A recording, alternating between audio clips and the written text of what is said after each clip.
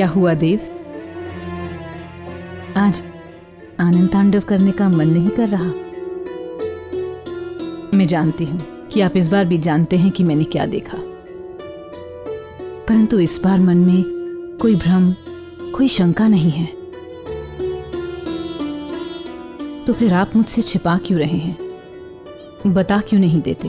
मैं तुम्हें केवल स्वप्न से संकेत दे सकता हूं गौरी। उसे सत्य तुम बना ही दोगी, जानता हूं। हो सकता है इस बार आनंद तांडव करने की बारी तुम्हारी हो। अर्थात आप जानते हैं क्या होने वाला है? मैं केवल इतना जानता हूं कि एक बीज से एक फल निकलने वाला है। कैसे, कब, कहां, स्वयं महाकाली को जानना होगा।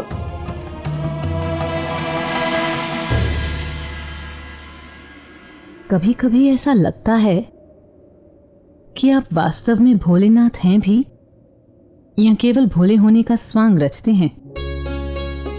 हमारे प्रारब्ध में ऐसे ही पति लिखे हैं पार्वती, जिन्हें जब अपनी पत्नी को कुछ नहीं बताना होता तो भोले बनने का स्वांग रच देते हैं। स्त्री होने का यही मूल्य चुकाना पड़ता है, चाहे वो मनुष्य हो या फिर देवी। मैं देवी लक्ष्मी के तर्क से सहमत हूं देव। अब जो होने वाला है उसके समक्ष सभी तर्क फीके होंगे।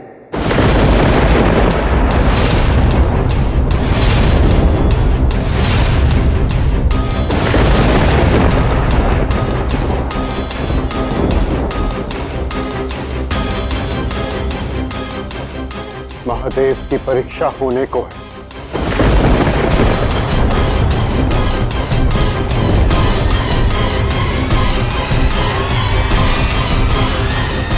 ओम नमः शिवाय, ओम नमः शिवाय, ओम नमः शिवाय, ओम नमः शिवाय।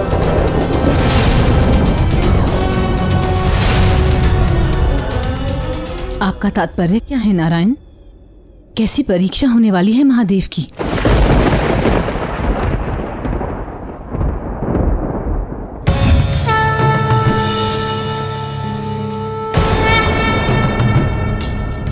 रामदेव, आप इतने गंभीर क्यों लग रहे हैं?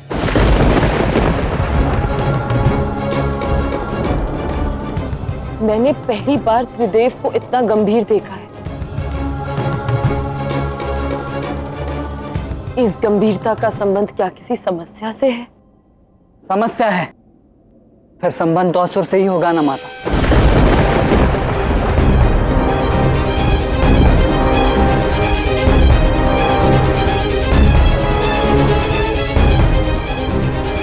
इस बार कौन है नारायण? नरकासुर।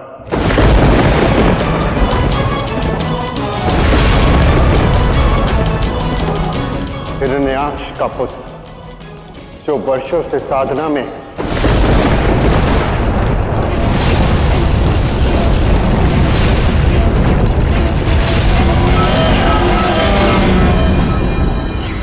उसका केवल एक ही लक्ष्य है, स्वयं का लोक,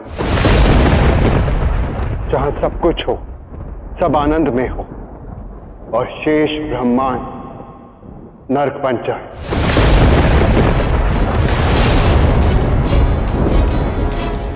मैं 3 बार उसे समझाने का प्रयास कर चुका हूं और नारायण भी अभी अभी लौट कर आए हैं, परंतु हर बार उसका एक ही हट है, जब तक महादेव उसे दर्शन नहीं देंगे वो किसी के साथ बात करने के लिए प्रस्तुत नहीं है।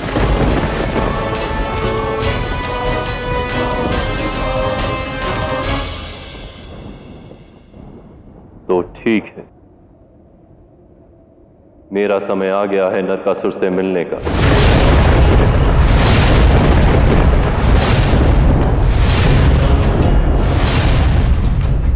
मैं आपको रोक तो नहीं सकता महादेव, क्योंकि नरकासुर आपका भक्त है।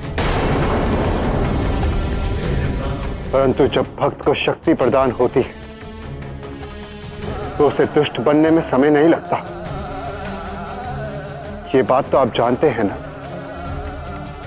इसलिए सावधान रहिएगा। चयन और परिणाम आप ही सिखाते हैं नारायण।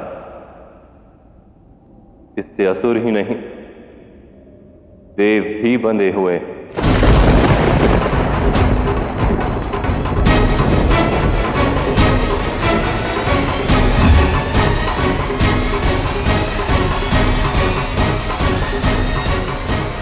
ओम नमः शिवाय, ओम नमः शिवाय, ओम नमः शिवाय, ओम नमः शिवाय।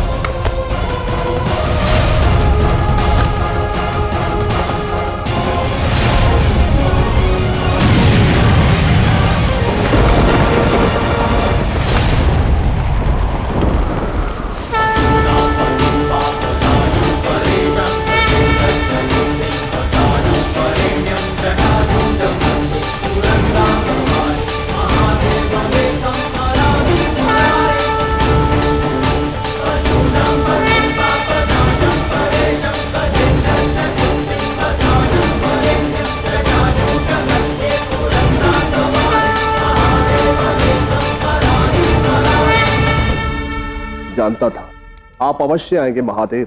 मेरी तपस्या निष्फल नहीं जा सकती। आपके दर्शन पा लिए, मेरी तपस्या फलित हो गई।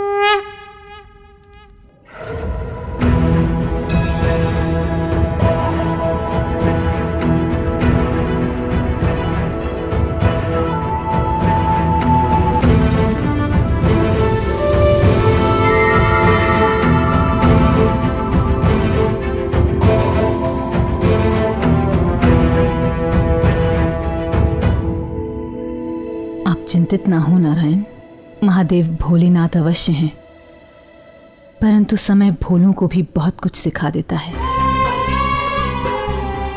और बीते काल में जो कुछ भी हुआ, उसके पश्चात महादेव कोई भूल नहीं करेंगे। भूल तो समय सिद्ध करता है बहन, परंतु जैसा मैंने कहा, जो शीघ्र प्रसन्न होकर वर देता है, उसकी परीक्षा उतनी ही कठिन हो जाती है। मेरे तप की परीक्षा सफल हुई महादेव। नरकासुर, इससे पहले कि तुम वर मांगो, मैं जानना चाहता हूं कि तुमने ब्रह्मदेव और नारायण को क्यों लौटा दिया। ऐसा कौन सा वरदान है जो तुम केवल मुझसे चाहते हो, और क्यों? ब्रह्मदेव और नारायण का अपमान करने का मेरा कोई मंतव्य नहीं था प्रभु, क्योंकि मैं केवल आप ही का भक्त, और किसी और से वरदान प्राप्त करना मेरी तपस्या का अपमान था कि मैं आपको प्रसन्न नहीं कर पाया। प्रेम तो केवल एक ही से होता है, और मुझे केवल महादेव से प्रेम। मैं तुम्हारे उत्तर से संतुष्ट हुआ। कहो, कौन सा वरदान चाहिए तुम्हें? अमृत तो आप दे नहीं सकते महादेव, इसलिए मैं आपको दुविधा में नहीं डालूंगा। इसलिए मैं वही चाहूंगा जो आप सरलता से दे सकें। कोई सूर्य असुर मुझे मार ना सके, बिना मेरी अनुमति के मेरे लोक में कोई प्रवेश ना कर सके, ताकि मैं त्रिदेव और महाकाली सबके प्रहार से बचा रहूं प्रभु।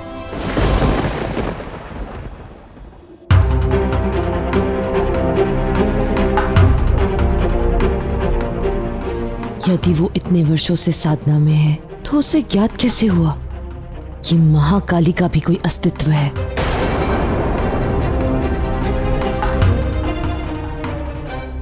चौंकिएगा मत महादेव, जानता हूं तप में था, किंतु महाकाली के अस्तित्व का भान है मुझे। आपकी अर्धांगिनी है, आपके ध्यान मेरी महाकाली के अस्तित्व के जागरण का भान है मुझे।